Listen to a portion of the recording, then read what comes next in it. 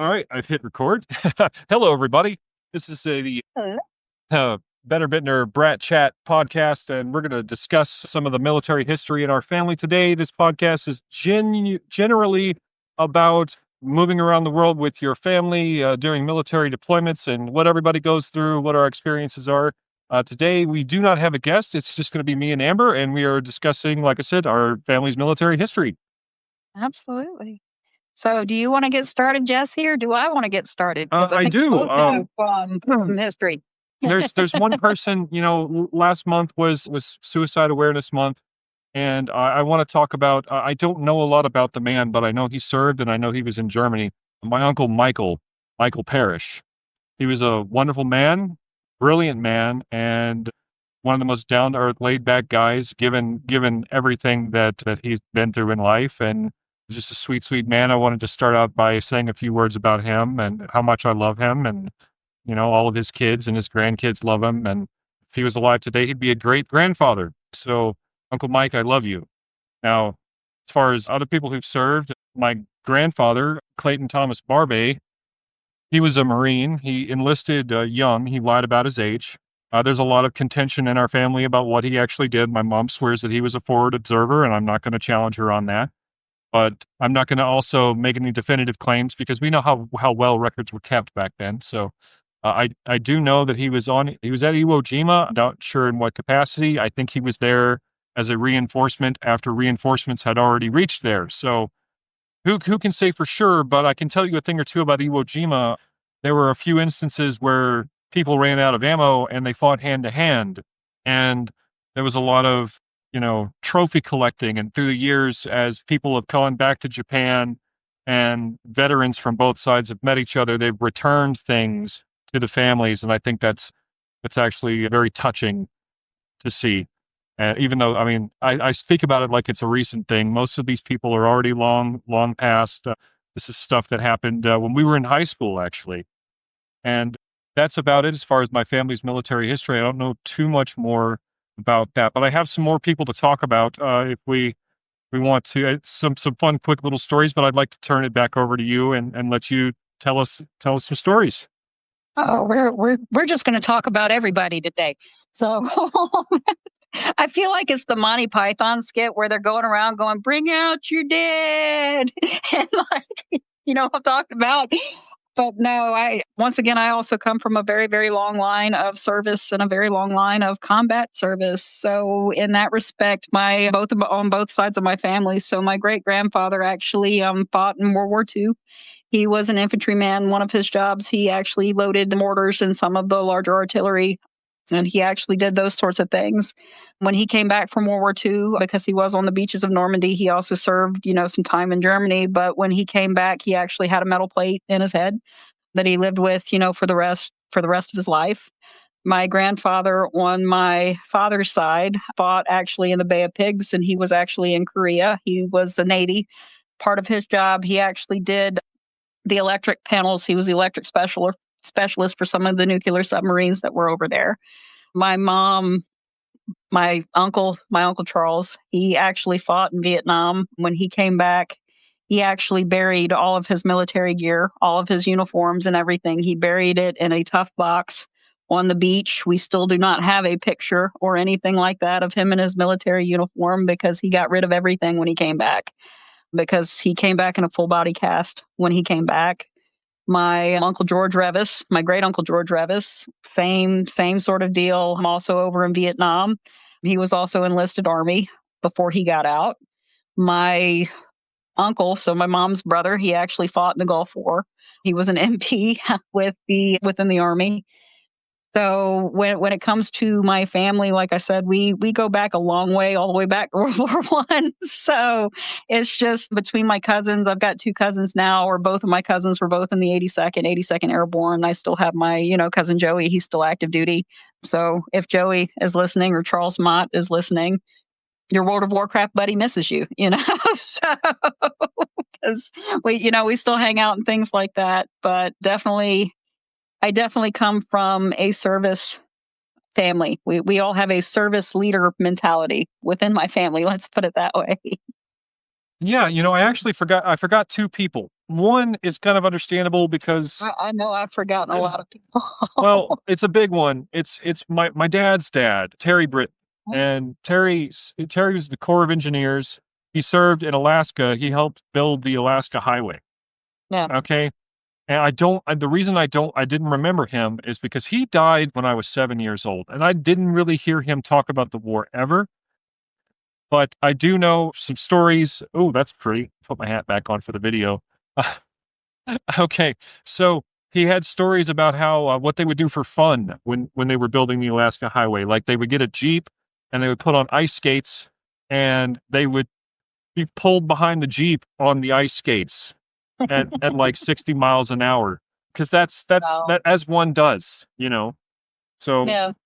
and he actually I forget what kind of machinery he was on, but he ran over a domestic landmine, okay, with this thing, and it rearranged his insides, and they had to hang him upside down for several weeks to, No. yeah. So, I don't know if he got a Purple Heart for that one, does that count? I don't know, but, like I said, I don't know much about him, but, also my late partner's father, Bernie Constantine, served. He was in the African theater. And Okay. I'm not sure what capacity he served in, but he's another one, God bless him, we love all of the people in our lives that have been through all of this for us. Yep. And we have the ability to make, our own broadcast shows about them because of them. So, Absolutely. Absolutely. Well, I mean, it's affected us, and it's affected, the way that we actually live. And the reason why I say that is because, like I said, even growing up, military cadences, some of them are not always for the faint of heart, especially when I start thinking, about some of the airborne cadences. When it comes to, those things, I still remember, marching through the woods with my grandfather when I was like a little kid. And the thing about it is, we would start marching, and so he would start off, we were in time, left, left, left, right, left, that sort of thing. And then whenever he would get to like the bad parts or the bad words or the things that we couldn't say, because we're toddling, we're like 3, 4, 5 years old, toddling behind him, he would start humming the parts. And so we would start off marching behind him in cadence, and then we would just start going, like just of all the things that we just couldn't say. And so, even with the mentality, with how we grew up, even with how we were raised, you have to be 15 minutes early. That's how our parents were raised. And when you think about, how my dad was raised, because my dad was Army Corps of Engineers, and then his dad, was full blown Navy, so he lived all over, everywhere before he met my mom in Charleston. But my dad, and there were things that he wouldn't eat. And the reason why he wouldn't eat it was because during the war, okay, so during like Vietnam, during everything, or not even during Vietnam, it was before Vietnam. When my grandfather would deploy and everything else, the only thing my grandmother could afford at the time, because of the rations, the greenback stamps, and everything else they had, was sweet potatoes. So she would come in with like 100-pound sacks of sweet potatoes. And he's like, and we ate nothing but sweet potatoes. She's like, she made it every single way you could think of. Sweet potatoes fried. We'd have it boiled. We'd have it mashed. We'd have it baked. We'd have it XYZ. And still, the two things my dad hated more than anything in the world: spaghetti in a can. Okay. He Mm-mm. Spaghetti in a can was a hard no, okay? And he would not touch a sweet potato. He would not eat yams. He hated sweet potato pie. The only way I ever saw my dad my entire life, the only way I've ever seen my dad eat a sweet potato was raw. He would sit there sometimes and eat it raw and sliced, and it's like, Dad, okay. But we grow up like that, and then when you think about it, how that even affects how we're raised. It's all generational. Like I said, it's a well, part of our DNA. you know, Put it that way. if if you if you actually look at like, because we're getting up there, 40s. I'm 40. I think you're 39 now. Oh, I Yep. shouldn't say your age. I'm sorry. No, Disrespect. you should never say a lady's age. But you know what? When we get into the same country at one point, Jesse, I'm going to hit you with my shoe, and it'll all be good. We'll Okay, be good. deal. That's fair. That's how this works. So It'll be a light. It'll be a light tapping. I'm not going to actually just physically beat you with my shoe. It'll be friendly, but friendly fire.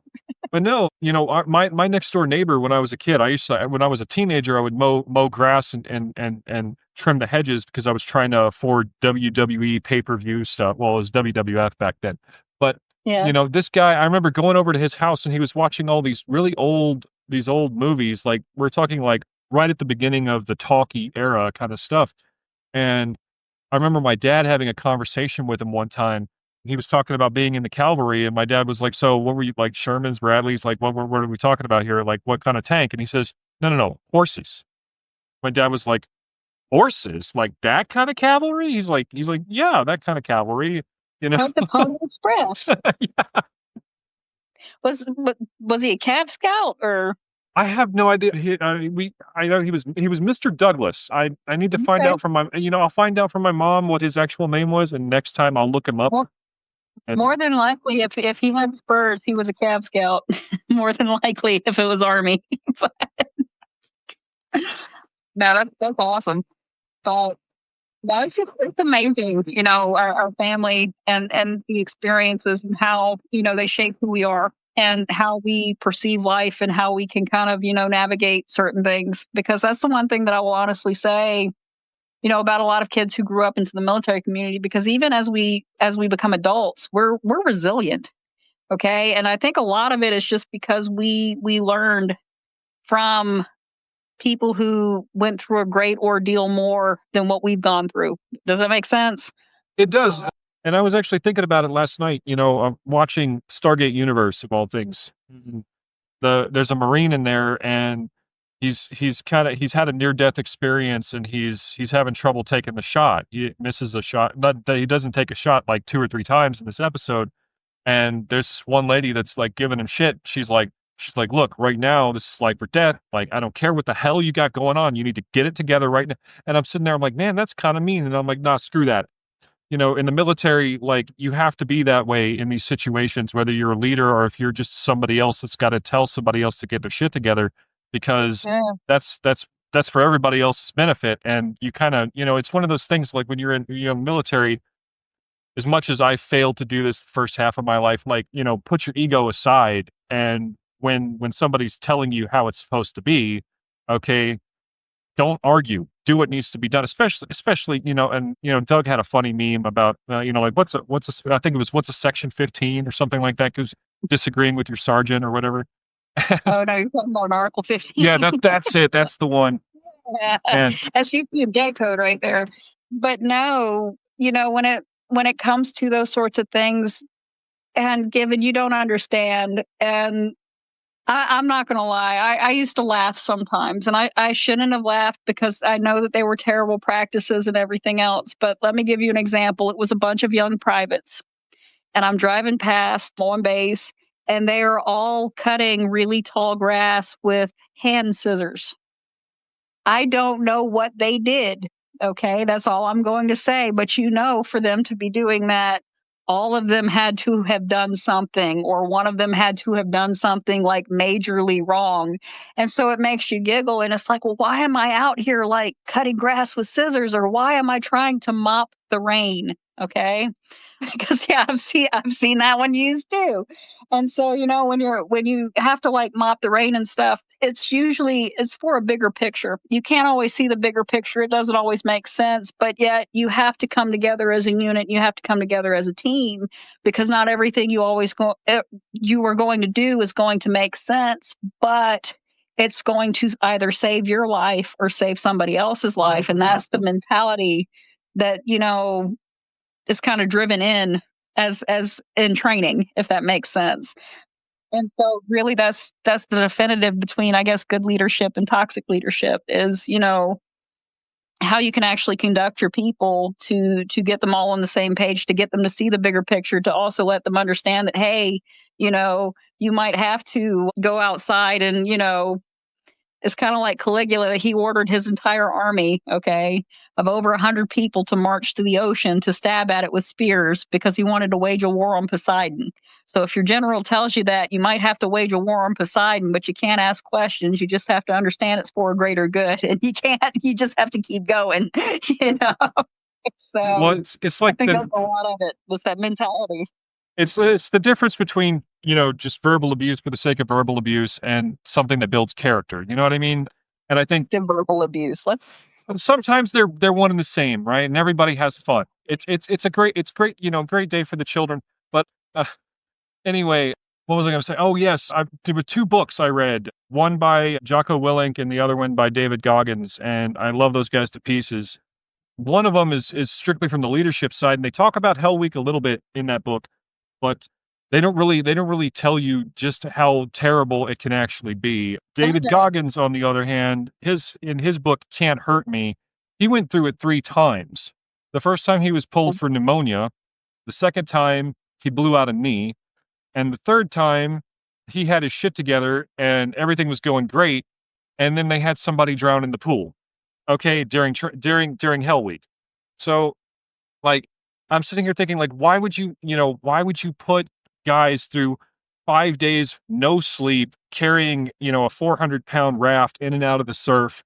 Okay, and the stuff that they had him do, like, they were like, yeah, you go down a mile down the beach and then meet up with your team out in the water. And yeah. like they had a guy watching him to make sure he didn't drown. But, at the end of the day, that's what it takes. They need people in those positions, like the people who killed Osama bin Laden. Those were Navy SEALs. And Mhm. you need to have people who can stand up to just ungodly odds, that have that human spirit in them that can push through and get it done, no matter how bleak it is. And he had this line in there about the third time he went through Hell Week where they had physical training beforehand. And he said, he thought it was stupid because all they were doing was building a stronger, faster quitter, because it doesn't really matter. Like nothing really will prepare you for just, I mean, like maybe the first couple of days, you think that's going to be the worst, but it gets so much worse. Like that's the great part. It gets worse. No, anyway, I mean, what I honestly think it's a separation of, and what is a separation from, you have some people who's like, hey, this is great. They just want the prestige. So they sign their name on the dotted line because they want the money, they want the benefits, they want the X, Y, and Z. But when it comes to the actual willingness to be able to give up your life or the ability to give up your life, that's where they separate the men from the quitters. When you think about, Hell Week in general, one of and given she gave me the best advice in the entire world. Really, really lifted my spirit. She used to actually be an employee of mine. She was one of my lead unloaders, but she was actually one of the first lady Marines. Okay, her name was Karen Lee Bishop. She used to carry a big Bowie knife, part of a proud member of the LGBTQ community. But I used to call her Mother Karen, and the funny thing about Karen, or I used to call her Bishop too, Bishop, she used to call me Sunshine and Sparkles. Okay. Or sometimes she would call me Bubbles because she just said I was just always just a bubbly person to where I'm going to make the day great. And she looked at me one day and she's like, you want to know one thing that I've learned? Because I just came in, I was having a terrible day because this was also at the time that I was working 2 full-time jobs and I was pulling 15 credit hours. So I was just constantly busy. I was constantly tired and I was just having a bad day because something had happened. And so she looks at me and she pulls me to the side and she says, Amber, she's like, you want to know some of the best advice that I can give you? She's like, and I've seen a lot of shit in my life, was the way that she put it. She's like, Amber, I'm going to look at you. She's like, I'm going to tell you right now. She said, don't let the bastards steal your sparkle. She says, the moment that you let the bastards steal your sparkle, that's when they win. She's like, you don't let those bastards steal your sparkle. She's like, you walk tall, you carry a big stick. She says, balls to the walls, never look back and never retreat. And she like did the eye contact, like everything. And I just looked at her and I said, you know what? That's the way I want to live my life. And sure enough, like every opportunity I've had, now given I've done great things, I've been successful. I've had a lot of failures too. So, but it's part of that risk taking, but it's also, being able to hold your own and being able to hold your own, in a society. And that's the other thing too, because even when it comes to female military service members, or when it comes to being a female in the military community, they have their own unique sets of challenges. And so even just knowing her stories, that that was really, really helped shape me, as I right when I had graduated from high school and everything else, when we were kind of settling down in Mobile for a little bit before I kind of got back into the active military duty community doing stuff. But Bishop, unfortunately, she did lose the good fight to some of her struggles. Let's put it that way. And I did find out a few years back that she passed away by her own hand. So it was a very, very sad day for me. But she was amazing, absolutely amazing. And when I tell you the balls on that woman, my goodness, and they were amazing. Yeah, and you brought up a good point about, we all have a lot of failures, and that's the I don't mean to talk about Jocko and and Goggins too much, but like Jocko's book is called Extreme Ownership, okay? And it's a leadership book, but I think it makes a lot of sense.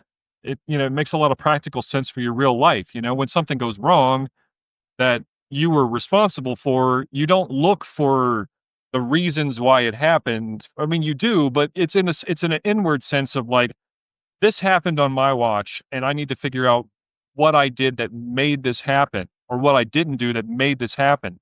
And you take ownership of that, and you take ownership of everything that you can, everything that you control of. And this kind of ties back into Stoicism, which I love, but I'm terrible at following as a philosophy. But It's okay. There are certain things that I have to stay away from because it will seriously just mess up my entire mood. Let's put it that way. So if I ever start dealing in like nihilism, okay, be concerned about my mental well-being. Ask how I'm doing, okay? So, well, I mean, like at the end of the day, here's how I break down nihilism. Okay, and it's very simple. I saw a meme and I was like, that right there. Okay, there are two different generations. There's our generation. It's like, oh my God, there's no purpose to life. Oh my God. And then there's the younger generation. They're like, there's no purpose to life. So we're gonna party. Fuck it. Like that, and that's the difference in perspective, right? Like, and to me, it's somewhere on the other end of the spectrum. Like there is a purpose to life, but I feel like the purpose to life is just to celebrate the fact that there even is life. If you want to break it, whether you break it down by faith or science, to me, it all kind of comes to the same head, in that like we're lucky to be here, whether it be by the grace of God or by a cosmic coincidence. It's yeah. crazy that we're here. Okay. And I don't think there's anything political about that at all. I think that's like we should, and my No, if I had to actually pick a movement in history, okay, so if we start talking about like industrialization, if we start talking about the Enlightenment period, Stoicism, ancient philosophers, all of those different things, if I had to go to a category that resonates, I guess, with me and my soul, it's always been the transcendentalist movement. Now, so that's where you had Emerson and Thoreau. Now, Thoreau was actually my favorite because Emerson, I always thought that, he was kind of a hypocrite.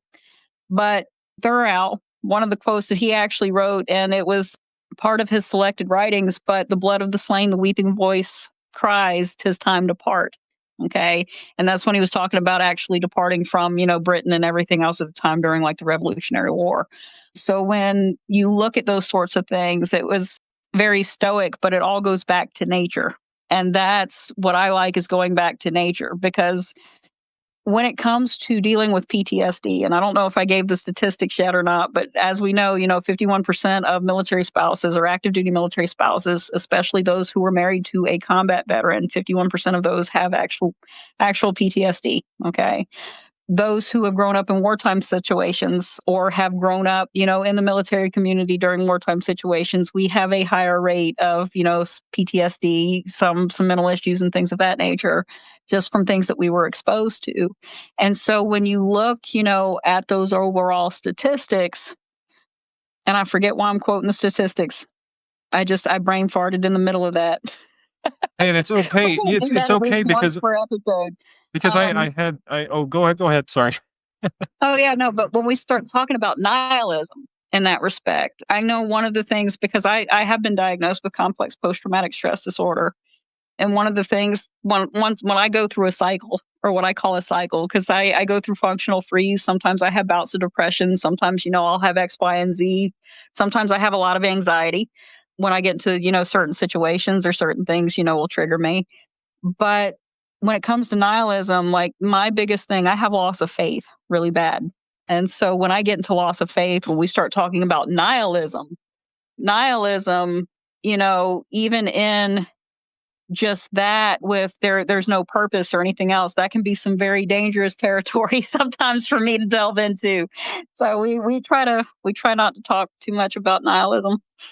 And well, if there's anybody that is serving right now that is struggling with any of that, you Yes, know, there is a veteran like crisis hotline. Absolutely. absolutely. And the one thing I'd like to say is that it's not futile, okay? And Mm, if you have misgivings, you have misgivings. Your duty as a human being is to make the best decision you can in that moment, okay? Because when when you're in the shit, okay, it's not easy. It's not gonna be easy. It's never been easy you know, tens of yeah, thousands of years. It's never been easy for a soldier. Okay, but you've never got to been easy for their family either. exactly. And we all just have to make the best decisions we can, the best moral choices that we can. Okay, and do your Absolutely. duty. I mean, whatever that may be. And I've never served, but it's unspeakably hard for a lot of these guys. I've talked to a lot of veterans. My friend from work, Tom Coulter. Awesome guy, and he was born in 1957, and he was in the military.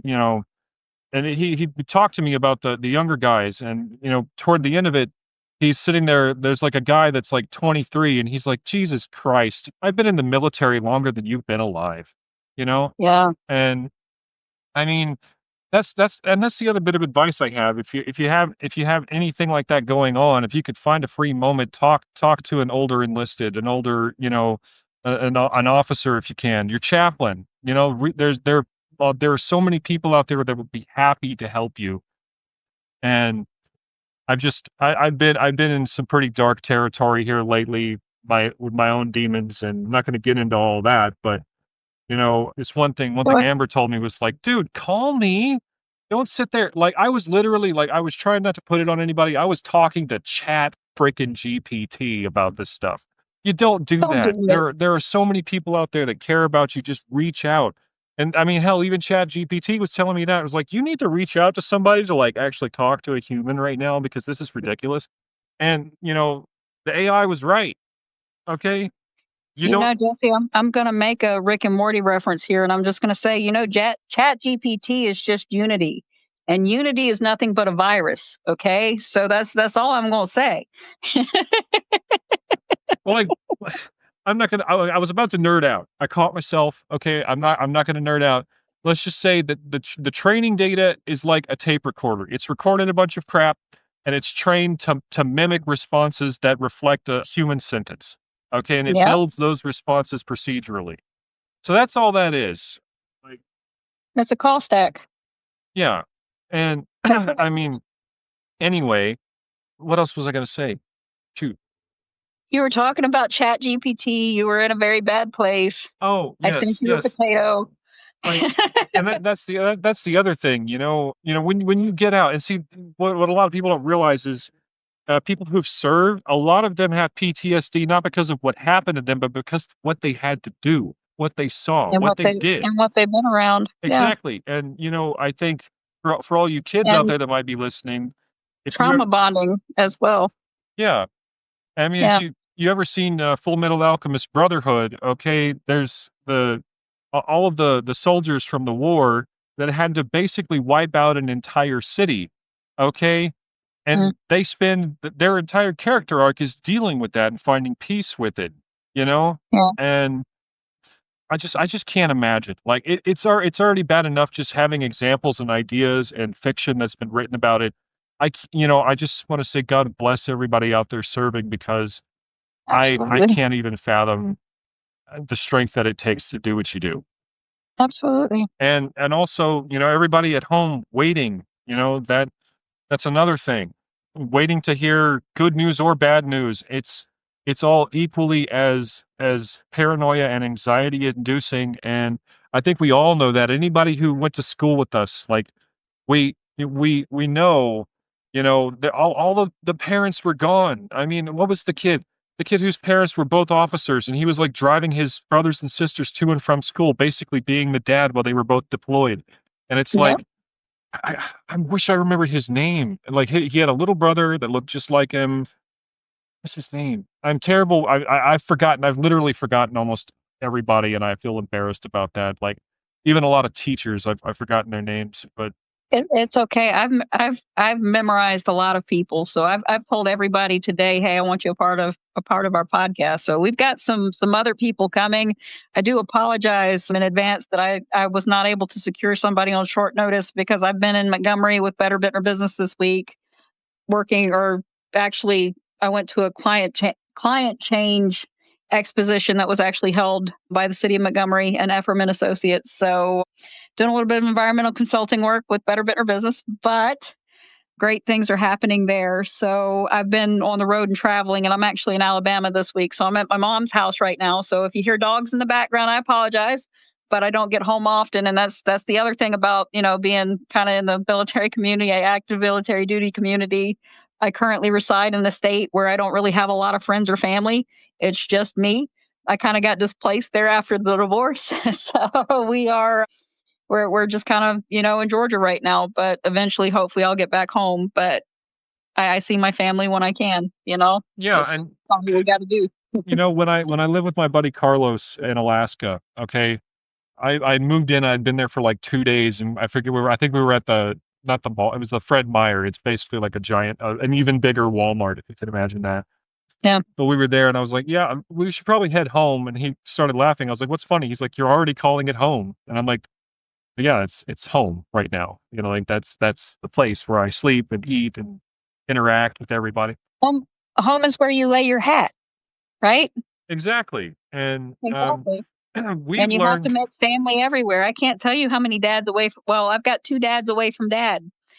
I've got moms away from mom. So you find family where you can find them. yeah. And I mean, I call people, like my buddy.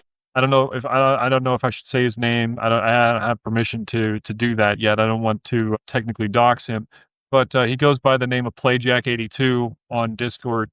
I call him my big brother. He calls me his little brother. And, there was some bonding when he lost one of his brothers, and I was like, well, I'll be your brother now. I'm not going to replace him. You love him and everything, but Oh, I'll be your little brother. And that's kind of what we did for each other. And like, there were teachers like Mr. Roberts back at General H. Arnold was kind of, I love Mr. Roberts. yeah, he was kind of like, I wouldn't say he was a father figure, but he was very endearing like a father figure. I didn't spend a lot of time with him, and that's something that I regret because he was very passionate about literature, and I was a sarcastic kid. And as long as it's Brat chat. Well, I'll tell you a Brat story real quick about Mr. Roberts.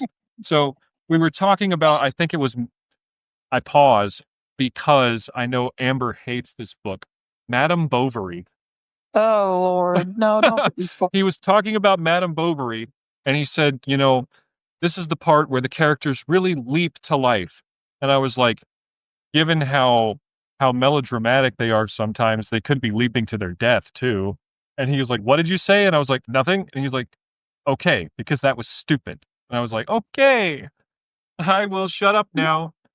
Mr. Roberts. Now that is the one thing that I always, and you already know, in high school I used to get away with stuff. I would push the envelope just to see exactly how much I could get away with before I got into trouble. Okay.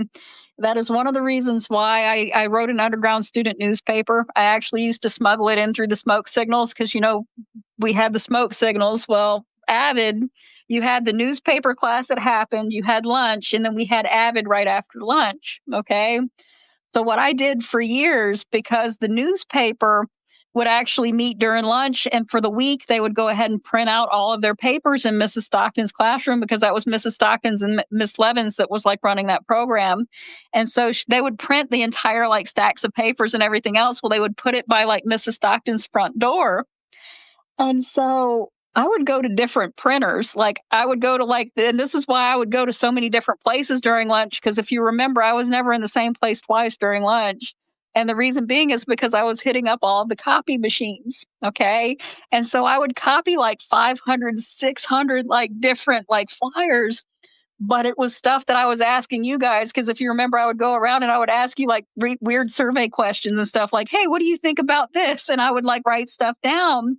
Well, how they had it, everything folded, I would put my flyer in the middle of all of every those papers right before Avid, right before anybody would actually come into that class. And so when they were distributing like the smoke signals and they were opening up the papers, my flyer was already in the middle, so they were getting my papers with the school distribution system. And I got away with that for about 2 years before they caught me, and then finally they sent me to Mr. Sherrell's office. If you remember Mr. Sherrell, yeah. But no, Mr. Roberts used to love like my poetry, but I used to love writing and things of that nature. And I wrote a paper one time, and it wasn't Mr. Roberts. This was actually with Dr. Butler stateside, but I wrote a paper about Wuthering Heights, and I did a correlation with how Heathcliff was Satan in that book. And so he actually put like in big red marker, no, like all over my paper, like there were red marks everywhere. And then when I look at the bottom, I had 100%. And I looked at the 100% like this isn't right because I'm looking at like, he bled all over like my paper. And he wrote on the side, he's like, I disagree with every single point that you've made in this paper. However, you have honestly argued it and backed up your argument so well that I cannot honestly dispute anything that you have said. Therefore, I can't honestly fail you. Like, that was what he wrote on there. And I'm like, hey, that's pretty awesome. Like, hey, I disagree with you, but this was really well written, you know? But yeah, I would get away with stuff. And one of the things that I wrote also, I think in Germany that got me in trouble, it also got me sent to Mr. Sherrell's office. I wrote a musical, and this was actually for Mrs. Stockton and in Mrs. Stockton's class, but it was a high school musical. It was a suicidal teenager's thoughts on life. So if you actually read through the entire musical, you had people who were jumping up on desk, like singing, you have friends, you have friends, you have people who adore you and all of this other stuff. And like, you have this entire like plot line that's just Hamlet 2 reminiscent, if you've ever watched Hamlet 2. So it was, yeah, I've always taken liberal liberties, let's put it that way, when it comes to writing in my art. But no, I love literature, and Mr. Robert, he was an amazing teacher.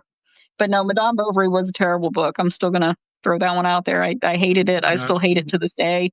It's one that can go in a vault, never be read again, and I would be happy. Man, and, for you to get a 100 on a paper from him, anybody who's taken one of his classes, okay, Oh before yeah. or since we were there, all right, that guy was brutal. So brutal, in fact, there was this one gal, I think she was a year ahead of me, okay, and she was taking his class, and she wrote this paper, and she got a C, and she was like, "Oh, no, no, no. I'm not doing honors. I'm not doing AP this year. I'm just gonna take English because I keep my GPA no." And he used to always crack jokes about like, "Oh, the GPA, what you gonna do when the GPA is in jeopardy? Like, you gotta buckle down and really, really think about what you're turning in here." And I forget the name of the poem. It was like on something something edge, the woods in trouble, okay? And it was this Was it was it Stopping in the Woods on Snowy Evening, Robert Frost? These I'm woods, not these are, I think sure. I know. His house is in the village, though. No, there was something about like the blood that warms the heart of an English yeoman and blah blah Oh, blah. yeah. Anyway, I don't remember the poem, but I remember I spent like four I think it's when hours we were actually writing. studying Hemingway. Yeah, I spent like 4 hours on this paper, and I think he gave me an A just because of the title, because I forget the name of the hill that this guy was standing on, but we were at Heinerberg, right? So Mhm. my title was "On Heinerberg Edge, the GPA's in Trouble," and he thought it was so hilarious, and I honestly I don't think the paper was actually that good, if I'm being honest. I just think he really liked the title, Yeah. which is rare for him because, like I said, the guy was vicious when if you weren't bringing it, he would give you a D. Like if you wrote the paper in the format, okay, but you made a bullshit argument, D. Like, full stop. I will never ever forget the day that I accidentally used, and instead of using an APA citation, I used Chicago citation. Yeah, that was a bad day. That was a really bad day. Man, kids today, no, kids today, like you guys have like easy bib or I'm do they probably even dating.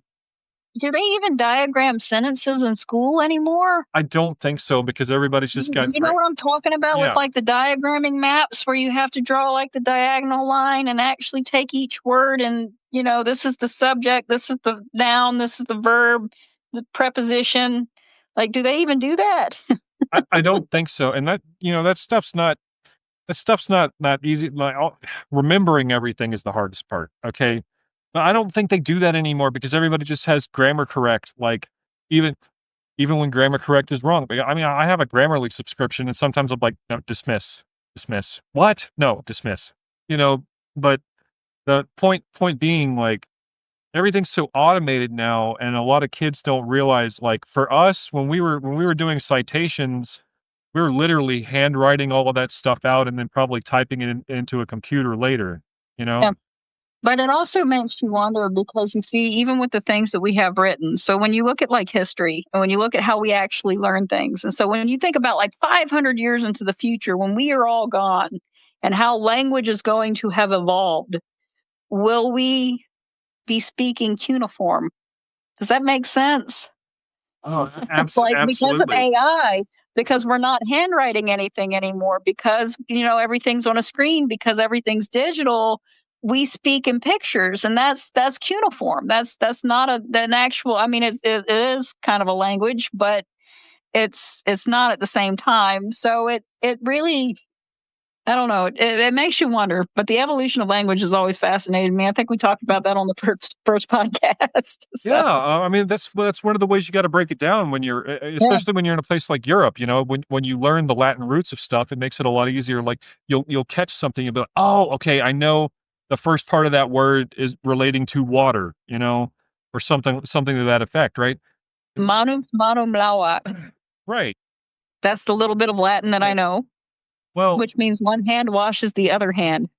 That's what see, that translates into. like, I don't even know what's Latin and what's Greek roots half the time, right? I just know I know, like, etymology is one of the things that I studied so that I could, when we went from, like, Austria to Belgium, I was still kind Yeah. of, cognizant of what was being said around me because that was another thing that was drilled into our heads, be aware of your surroundings. Oh, So, yeah.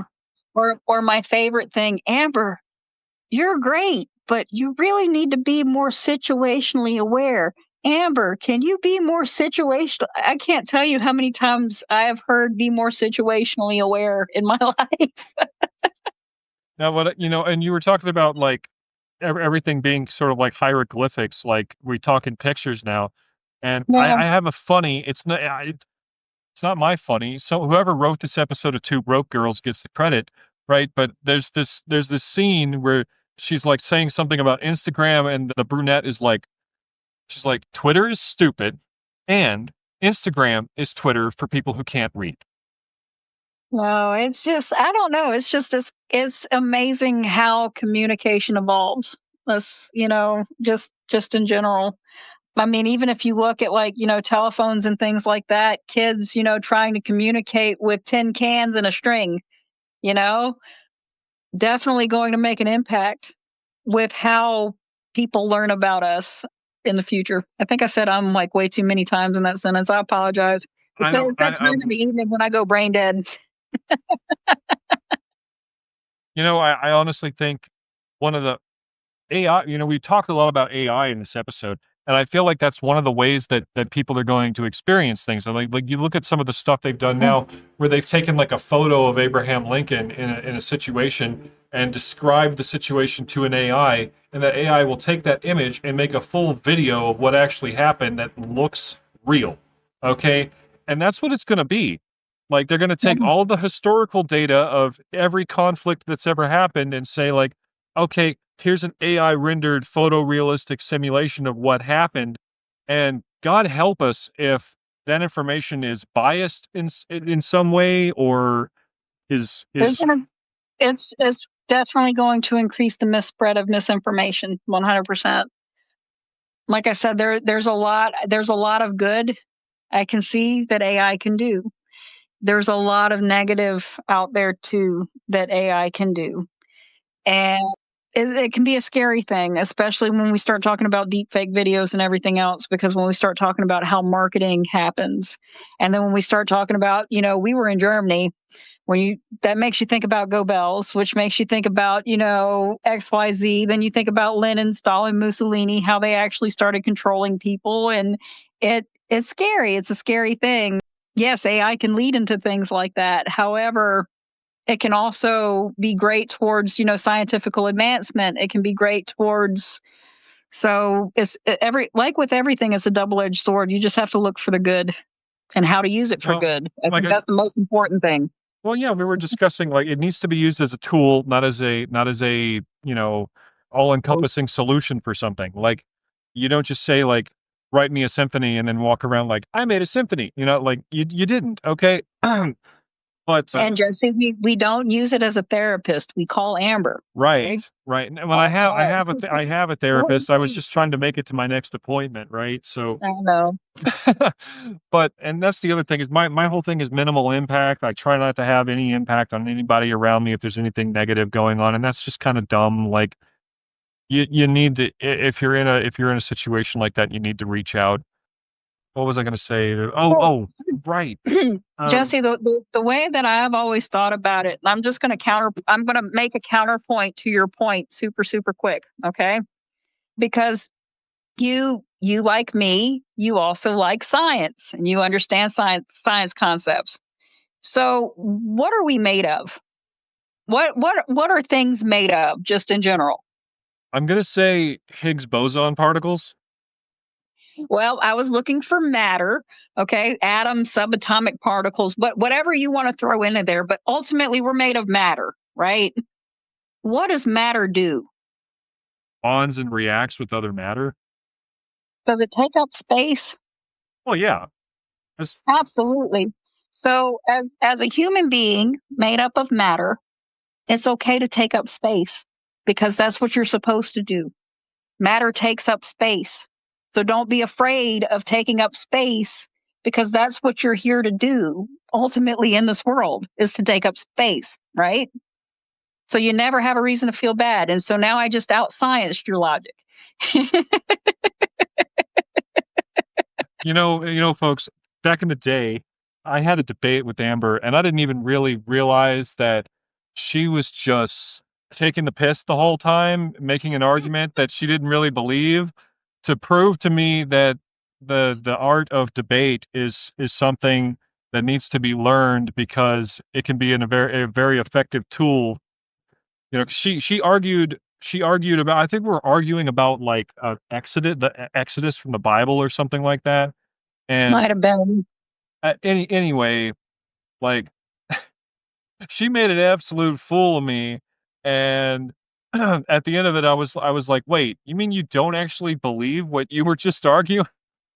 I was like, it was at that moment I was like, I need to figure this out, and I'm still not very good at it. I'm very good at like articulating ideas and concepts, but as far as actually like arguing for something, I try not to do that anymore because I end up just getting frustrated. Like I know things like logical fallacies. I see that everywhere. And lately, you know, I don't I decided not to engage politically online anymore because in the past month I've been called a communist and a Nazi basically by arguing the same So, thing. So so funny story, okay, about Nazis. Now, Germany. This also goes back to the fact that I play devil's advocate and sometimes I just like to mess with people. But with that being said, so I'm working two full-time jobs. I'm pulling 15 credit hours. Well, at the time I was at the University of South Alabama, so I was a computer science and programming major out there for a little bit.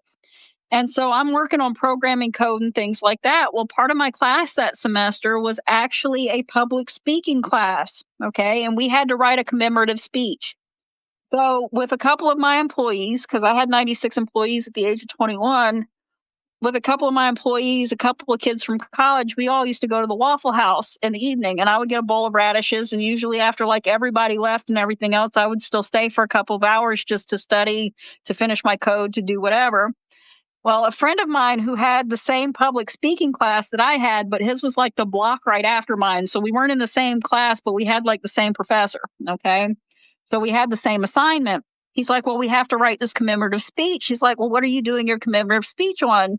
I forget what I did my commemorative speech on. It was something stupid. I'm not gonna lie, because I at that point I had so much going on. I just did something to do something. But I started laughing because we all know sometimes I can have a dark, twisted sense of humor. And I don't mean to have this dark, twisted sense of humor. It just sometimes happens in the military community. But, anyways, I start cracking up. So he looks at me. He's like, Amber, why are you cracking up? I said, wouldn't it be just really, really, really messed up? Okay. And I told him it would be messed up. I said, if somebody wrote a commemorative speech on Hitler.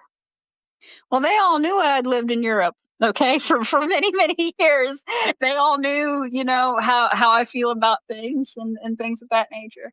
And so knowing those things, they just kind of raised an eyebrow. They're like, how could somebody write a commemorative speech using something of that nature? Okay, like using the nature of the Holocaust. Like, how can you commemorate that? I said it was a terrible thing. I said it was an absolute terrible thing. And I said, and if you commemorate something like that, you need to make sure that you specify specifically how it was a terrible thing.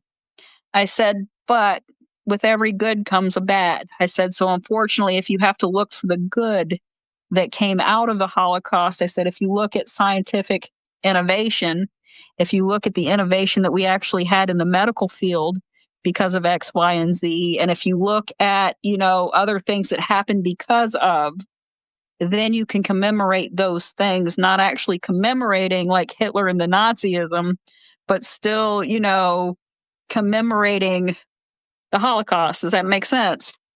And so he actually thought it was a good idea. Now, I was completely joking because I'm laughing maniacally at that point. It's like 3 o'clock in the morning. I'm slap happy. So I'm running off of like a Mountain Dew and a Slim Jim at that point in time to like for energy. He actually submits it like that's going to be his project. So then the next day I go to school, okay?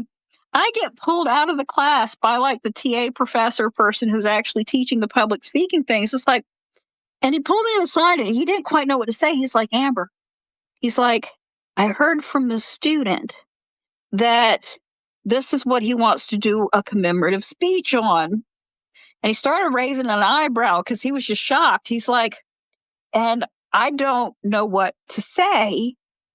And then he started explaining it to me. And he's like, I thought it was kind of a good idea. He's like, but, and this is between me and you, is what he said. He's like, I know that kid didn't come up with that idea. He's like, so I flat out asked him, who gave you this idea? And he gave me your name. So he threw me under the bus. Okay. Told the professor, whatever, that I told him to write a commemorative speech on Hitler. So now he's doing this commemorative speech. Everybody knows that he got the idea from me. They've already flagged and pegged me as a Nazi or whatever. I had people handing me pamphlets. I had people trying to talk to me about X, Y, and Z, and I'm just sitting there like, I don't care. I just want to get through college. I just want to be okay in my life, you know. Well, I But mean, it's one of those yeah, things like the onus is, like, what you said might have inspired this person to make a really dumb decision, okay? But I think it wasn't ultimately the really onus dumb. the onus is on them to realize, A, that it's a joke, and B, that it's probably a bad idea, and C, like, the conclusion should have been, I probably shouldn't do this, okay? I Like, know. in the context of, like, a 3 a.m. coffee shop joke, alright, that's one thing, but the guy actually Well, took Waffle House, it was the South. Coffee shops. Yeah, and we have the Waffle House. but yeah, I mean, it's just and that's the thing, though. Like, there is a kernel of truth, that the fact that there were a lot of brilliant people that were forced to work for Hitler and the Nazis. That's why we had, Yeah. people. I'm not a conspiracy theorist. This is a real thing. Project Paperclip. Okay, we brought Nazi scientists over after the war to work for the U.S. government. Okay, Look at Von Braun. exactly. Werner von Werner Braun. von Braun. Yeah, Sputnik. Yeah, yeah, absolutely. absolutely. And Pink Coke, this you is owe me a Coke. it's Say not that it's at the not it's same not a time. in any it's not in any way a celebration of the horrific nature of the Holocaust. It's just admitting the fact that there were a lot of people forced to work for these people that were brilliant, and in any other context, it wouldn't be a touchy subject, you know? And Well, I mean, the thing is, with every good, there's a bad. With every bad, there is good. And if you're only focusing on the bad, that's all you're ever going to see. There's no hope for the future if you do that. You have to focus on some sliver of good in some sort of a situation. And if you ever read even the book Night, Eli Wiesel, I know that was on our required reading list. I don't know if you read that book, but Miss Stockton, she made us read that book. And if you've ever read that, just about humanity and everything else. There's a lot of terrible things, but you have to be able to find that silver lining. You have to be able to find that good because what hope do you hold on to in that respect? You always have to hold on, and you can go through the worst possible day, but the thing is as long as you have breath, you have purpose, right? And if you have purpose, things can get better. And if you can remember that, sometimes it's really hard to remember that, especially if you've been through some of the things that we've been through. But if you can remember that, you'll be okay. But you have to be able to remember that, you know? If you can do that and breathe, I believe you'll be just fine in this world. and I think the main point in all of this is, after all of that terrible shit that happened during World War II, global society had to pick up the pieces and move on. And Oh when yeah. you're picking up pieces, you pick up what's still usable, and you thank God that you still have those pieces, because the aftermath of what the terrible thing that happened left you with practically nothing, you know? And I think that's what I really wanted to say about all of that. So, Absolutely. I used to quote all well, I used to it was one of the things I used to say in high school all the time. And I believe I wrote this. However, I might have read it somewhere. And if I read it somewhere, I can't remember where. But I know everything in the fact that I know nothing. If you can be humble and admit that hey, you don't know anything in this world, in all honesty, numbers are made up. That's why we have imaginary numbers. You can have a negative imaginary number. It goes back to -1. But when you start looking at like mathematical principles and everything else, yeah, everything is a man-made construct, other than your natural occurrences in society. And so yeah, you've got your theories, you've got theorems, and then you have facts, and you have to be able to separate, fact from theory, if that makes sense. yeah, and that brings me back to, you make an excellent point about facts versus theories, and there are a lot of people right now, there's billions of people online right now that are writing out all kinds of stuff based on quotes that have been doctored, based on information that's been cherry picked, and they grab what confirms their bias, and they rush to write all this stuff out. And I was telling my partner the other day, like, I need to start talking less. Okay, Yeah, not for the show, obviously. That's the point of a podcast, is to talk and to expand upon these ideas. But, like, exactly. We love listening to you talk, Jesse. That's why we call you and well, talk to you. well, the thing is, there's billions of us. What are you really going to say that is so profound? Like, when you think about the fact that even Gandhi can be refuted, okay? Even the Dalai Lama can be refuted. The Pope can be refuted, okay? Because George Washington can be refuted, okay? man is fallible. Period. Exactly. And at the end of the day, I mean, I'm not inclined to pontificate online anymore. No keyboard warrioring, because I know that when I see something, it's the whole trust but verify thing. Like, Mhm. okay, that information intrigues me because I'm interested in that topic. However, let me do a little research first, and don't just go to one source. Oh yeah. And I'm kind of going off the rails here. On a crazy train. Yeah, going off the rails in a crazy train.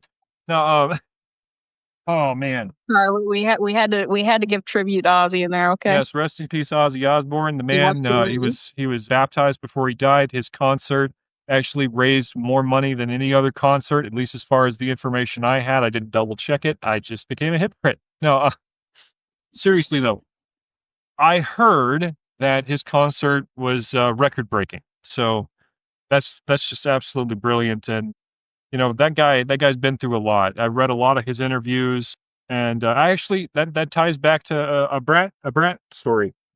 'Cause I didn't really listen to Ozzy. I was a metalhead, and I was listening to, like, System of a Down or whatever. I'm not gonna name drop everything, but, we And had I this. introduced you to Agnostic Front. You did introduce me to Agnostic Front. Yes, Um, I did. but Mr. Frederick had us do a project where we picked a band, and we had to talk about the band, or the artist, and play some of their music. And I thought Ozzy was just like, maybe some classic rock with a little bit of extra distortion because he's the father of heavy metal or whatever. But I was into the new shit. I did my presentation on Cradle of Filth. But Every time I think about Cradle of Filth, I think about the IT Crowd. If you've never watched that, you need to watch the IT Crowd because Richmond and the Cradle of Filth. That's all I'm gonna say. Watch the IT Crowd. It's great. yeah, and well, there was this girl. She was British American, and she picked Ozzy, and I was like, okay, we'll listen to Ozzy. She played No More Tears, and I was like, holy crap, like I had no idea. And then you get into it, you find out how foundational he is to literally everything, and the fact that how humble that man was. Okay, listen to the song Mr. Crowley. I don't like Aleister Crowley on principle, okay? But the song Mr. Crowley, okay? There is I so happen like to like Mr. Crowley. Ozzy is such a small part of that song. And if you watch the live performance, it's up on YouTube, the Mr. Crowley live. Okay? Mhm. Ozzy is sitting there the whole time with this geeked out smile on his face because he's waiting for Randy Rhoads to start playing the guitar solo. Like he's so into the actual musicianship. Like you can tell Yeah, that he felt that what he was doing was just being the face of it, and the real magic was going on all around him, and he was sharing that with everybody. and the thing about it, Jesse, and I'm gonna say this because even in any professional setting that you're at, okay? That is how you tell the difference between somebody who's honestly just doing it because and somebody who's a master, period. And, So, to to to tie it back to being deployed, I was at the power zone in Mines Castell, and this old man walks up to me, and picks up this CD, he's like, "Hey, babe, there's a CD called Drunken Lullabies," flogging Molly, right? And I was like, "Oh, heck man." no. And we were talking about music. He's like, I went to school with Ozzy Osbourne. And I was like, really? And he's like, yeah, I knew Ozzy all throughout school. We were friends. I hung out at his house all the time. And like, did you know that before Black Sabbath was Black Sabbath, they were a blues rock band and Ozzy played the Mhm. harmonica? Yep, Oh, absolutely. It's almost like Metallica before Metallica was Metallica, before they actually came out with Kill 'Em All, they actually had a different self-titled album, had a lot of the same music, I believe, on it that the Black Album actually released, but it was released right before Kill 'Em All. It had, like, a bright orange album cover, but I think it was called, like, Molten Death or something along that line. I think Something there were a extremely couple. weird. There were several demos. There was one called No Yeah. Life Till Leather. And they actually Mhm. in Hit the Lights, which I think is the first track on Kill 'Em All, that first line is Yeah. No life till leather, gonna kick some ass tonight," you know? Yeah. No, because while you were learning about, Ozzy, I was a huge Metallica Offspring fan, and then I was also listening to, like, a lot of underground punk even then. Because I know I introduced you, I think, Agnostic Front. I think I also introduced you to Napalm Death. I don't know if I introduced you to the Voodoo Glow Skulls because that's more ska, but I love You did ska too. introduce me to the Voodoo Glow Skulls. Yeah, the Voodoo Glow Skulls are amazing. But yeah, And so it's funny to bring it back to being deployed again. I learned about a lot of this stuff, I met you not met you, I ran into you in the power zone at Mines Castell because I was always in there looking for music, and is you'd that come. how we met? I No, no, forget no, no, how we no, met. that's not where we met. That's not where we met, but on that day, okay, you were I like, forget I forget where we met or how we met. you were like, "Yeah, I came here to get, like the first two Metallica albums, and you're like, "There's Kill 'Em All." You showed me Kill 'Em All and Ride the Lightning, and you were talking about them and everything, and about how Lars Ulrich had like a drum kit in his apartment that he barely ever used before they created the band and all of this other stuff. And I I'm a huge Metallica fan. For the longest time, I said James Hetfield was the best guitar player in the world.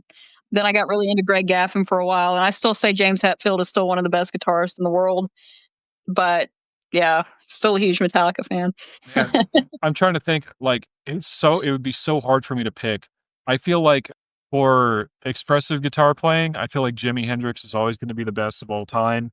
I Um, was actually vocally cheering my TV the day that they were inducted into the Rock Hall of Fame. man, um, Now, in the music, and it's funny too because like in the music, I've always been like really, really big into like the bands and to know like the history of the bands and things of that nature.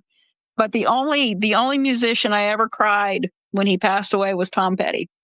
When Petty died, I cried. I bawled my eyes out. man, I'm not gonna lie. you know how I found out about Tom Petty being dead?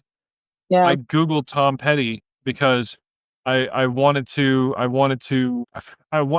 don't know what I wanted, but I remember I Googled him and it had like his birth date and his death date, and I was like, wait, why are there two dates? What? No, no, no, no, no, no.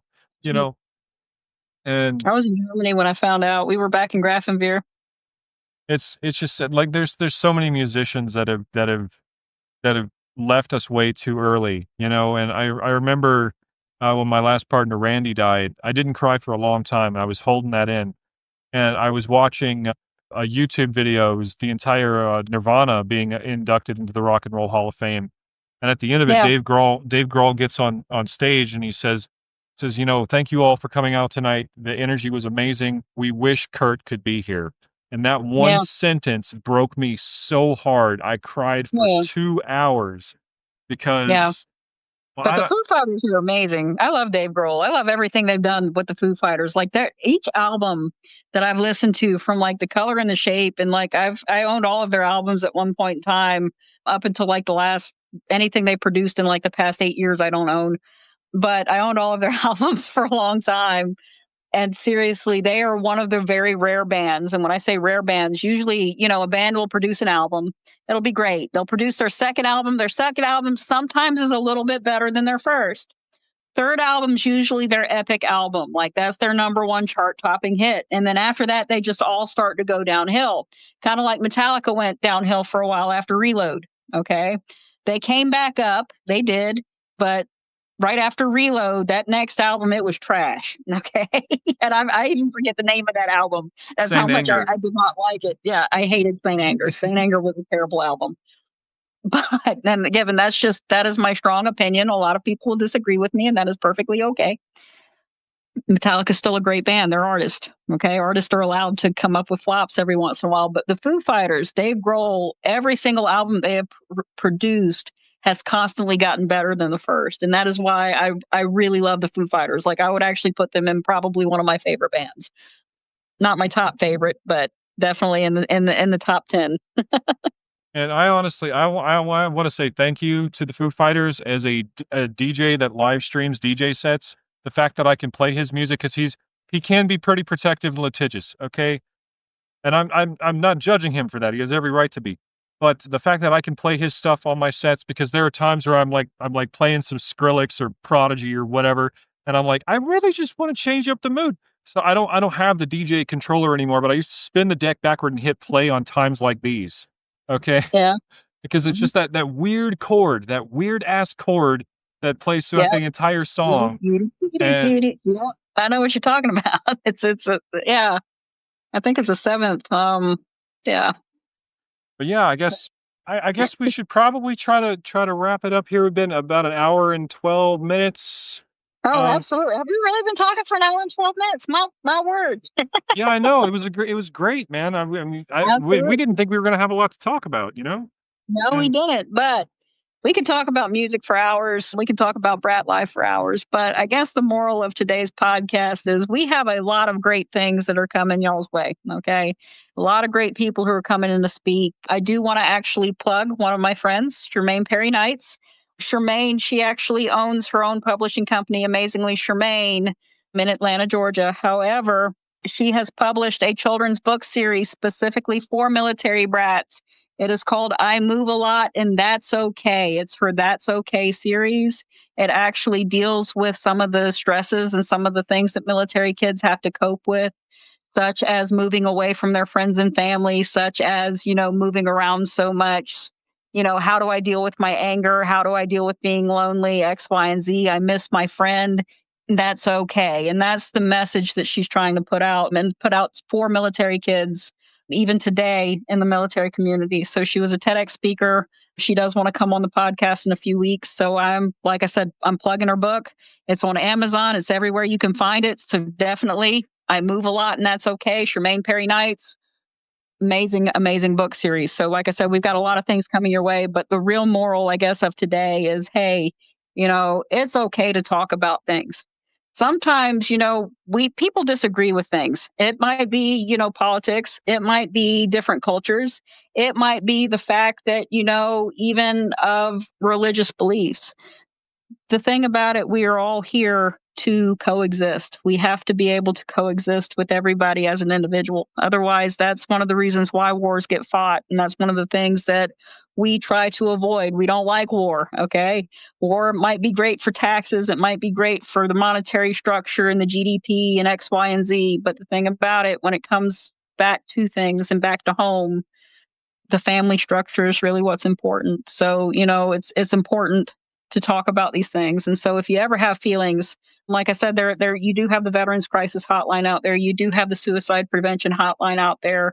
And one thing that I used to tell all of my clients that I've told Jesse, I can't tell you how many times, I don't care if it's 6 o'clock in the morning. If you have my phone number, if you have my email, reach out. Okay. Now, given it might be 2 o'clock in the morning, and if it's 2 o'clock in the morning, I might not reach right back out to you, but I guarantee you by 8 a.m., you will have an email or a message or a phone call.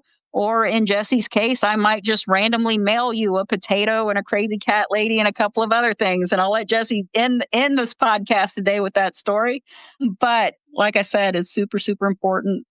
If you're having difficulty, if you're having trouble, if you feel completely isolated, because everybody in the military community at some point, doesn't matter if you're active duty, doesn't matter if you're dependent, doesn't matter if you're a spouse, doesn't matter if you are DOD contracted, everybody at some point feels isolated in the military community.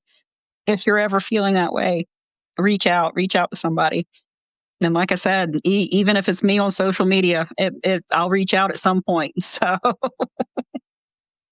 but with that being said, Jesse, what else do you have to say to end us today? I'm going to let you end the podcast since you started it so well today. The potato incident. Okay, so what had happened was I saved Jesse's life with a potato. She did.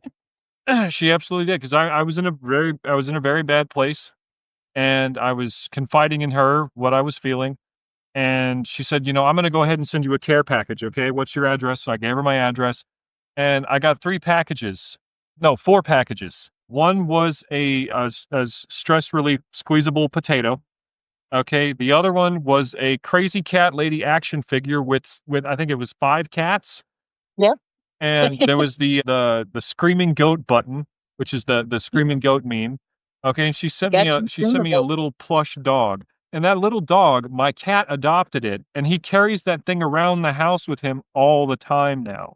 He goes to bed with it every night, and so yes, Amber saved my life with a potato. I mean, yep.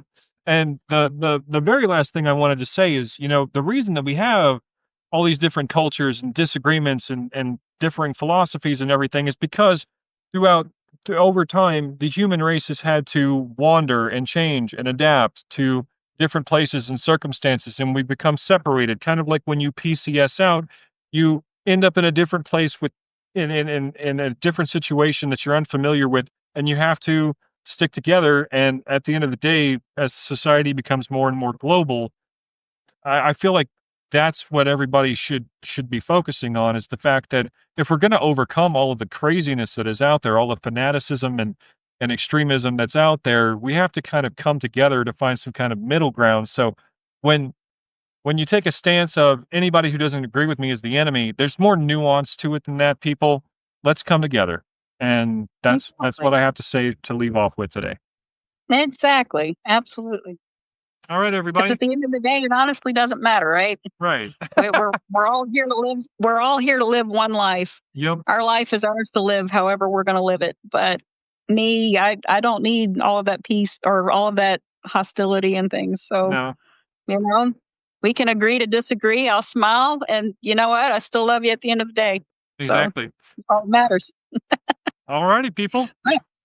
And I'm gonna go ahead and here we go. Goodbye, everybody.